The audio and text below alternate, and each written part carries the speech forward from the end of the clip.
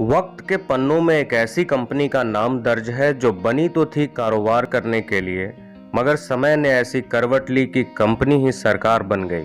Company के पास अपनी फौज और फौज की संख्या भी लाखों में, टैक्स वसूल करने का अधिकार और हर हरकत पर नजर रखने वाली खुफिया एजेंसियां भी। हम बात कर रहे हैं इतिहास की सबसे powerful company east India company की। कंपनी ने भारत में कपड़े के व्यापार से शुरुआत की और फिर धीरे धीरे यूं होता चला गया कि कंपनी भारत के लगभग हर हिस्से पर राज करने लगी। ईस्ट इंडिया कंपनी को इंग्लैंड के कई धनी व्यापारियों ने मिलकर शुरू की थी और फिर ब्रिटेन की महारानी एलिजाबेथ से कंपनी को भारत, चीन, वर्मा, इंडोनेशिया जैसे पूर्वी देशों में व्यापार करने की अनुमति मिल गई।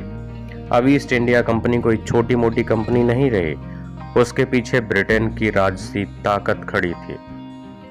अंग्रेज व्यापारी भारत पहुंच चुके थे। भारत में उस वक्त जहांगीर का शासन था। जहांगीर के लिए अंग्रेज व्यापारी यूरोपीय बाजार की वस्तुएं लेकर आए।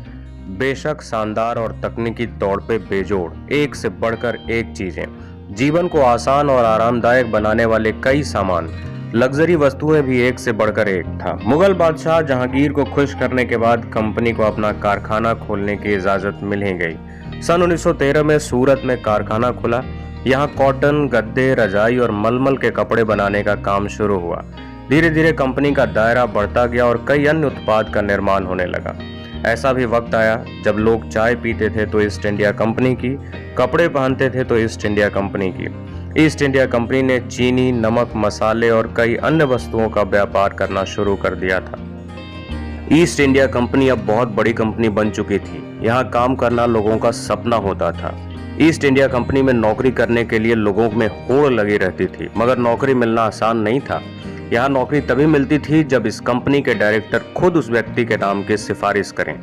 नौकरी करने वाले को अच्छी तनख्वाह के साथ साथ कई सुविधाएं और मनोरंजन का भी आनंद मिलता था। सन 1600 में ब्रिटेन में बनी इस कंपनी का दबदबा और दायरा इतना विशाल होता गया कि एक ऐसा भी दौर आया जब ईस्ट इंडिया कंपनी के कब्जे में एशिया के तमाम देश थे। बड़े बड़े बंदरगाह जैसे सिंगापुर और पेनांग पर भी कंपनी का राज था।